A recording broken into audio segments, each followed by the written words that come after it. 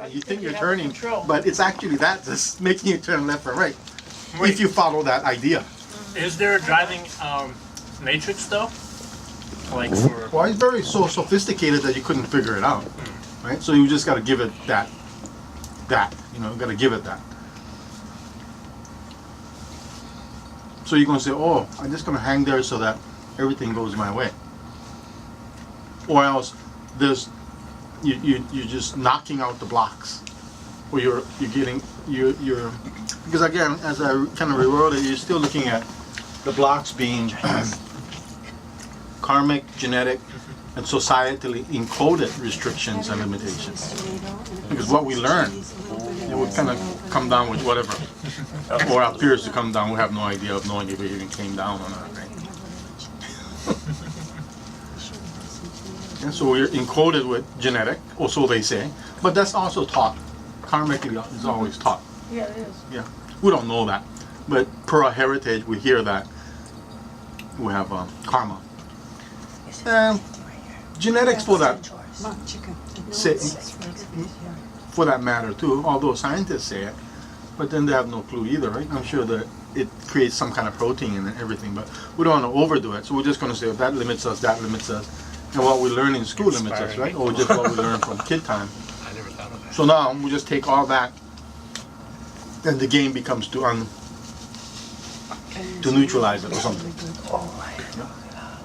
And how you neutralize it is to penetrate the resistances, right? And you don't know that you're there because there's no quantum. It's not no place in particular. So we just sort of hang in that zone and see what it feels like. That's about it. There's no way of knowing.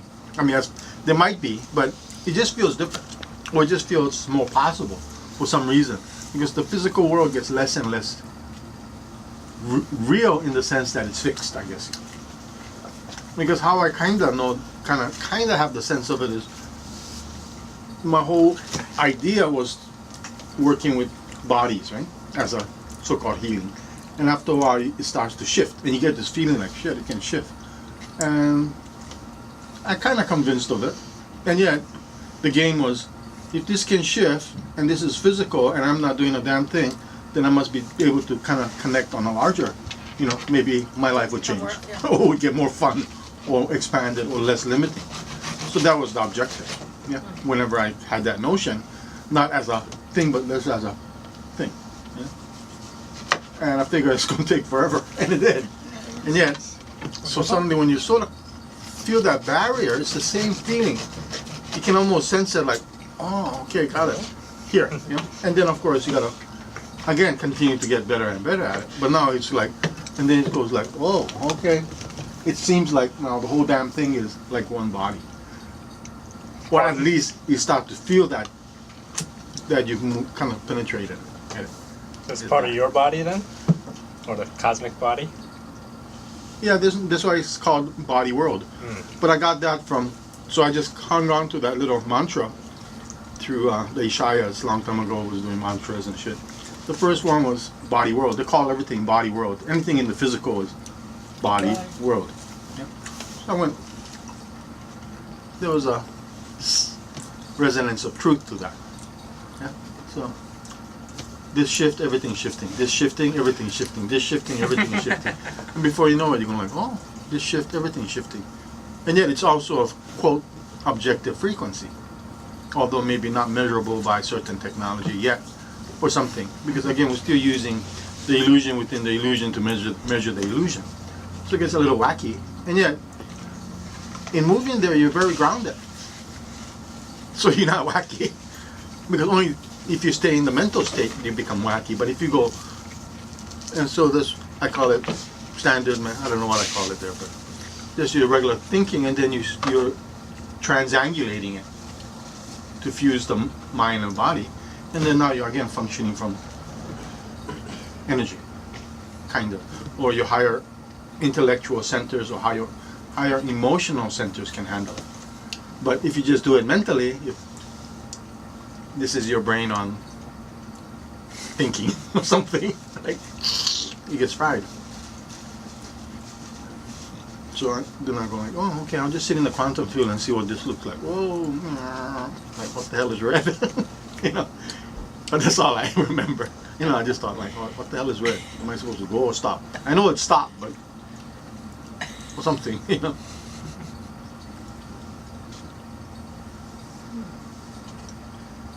So it sounds fun. Like, oh, okay, now we can shift everything. Yeah. Not like that, but like that. But we can't, or can we? I mean, it just shifts. Oh, but we can't actually do it. I think you start to be able to can. Yeah? Because if I work with bodies, I can shift it. Right? Or at least I have the illusion of being able to shift it, which is just as good. Isn't it? I guess. Because prior to that, we think it's real, and then we go about looking to shift it. And we never can shift it because we think it's real. And if we know it's not real, then it shifts. And now we have the illusion of the stuff shifting, which is just as good as being able to shift it. Yeah, but again, it's kind of wacky. Yeah, because we know that it's not real per se, quote quote, and whether we succeed in that way that we seem to, something moves enough that it moves as much as it would move or could move anyway, or else we're kind of approaching that on some level or another. So your inner knows that, oh wow, it's moved them. It certainly moves more than it would move if you think it was real. Or solid, or unmovable, solid, yeah. or if we're actually healing something, or healing somebody. Because everybody's on a rant about finding cure for cancer. Whoever gets cancer starts to rant about healing cancer, Yeah. right? And however it goes, however we start to go on a path of activism. We've got a big project to do. It's moving all this big mulch. Could How much you paying per hour? He was talking about working for love. Oh, great. Or scones. I want So scones. we're just wondering if we could get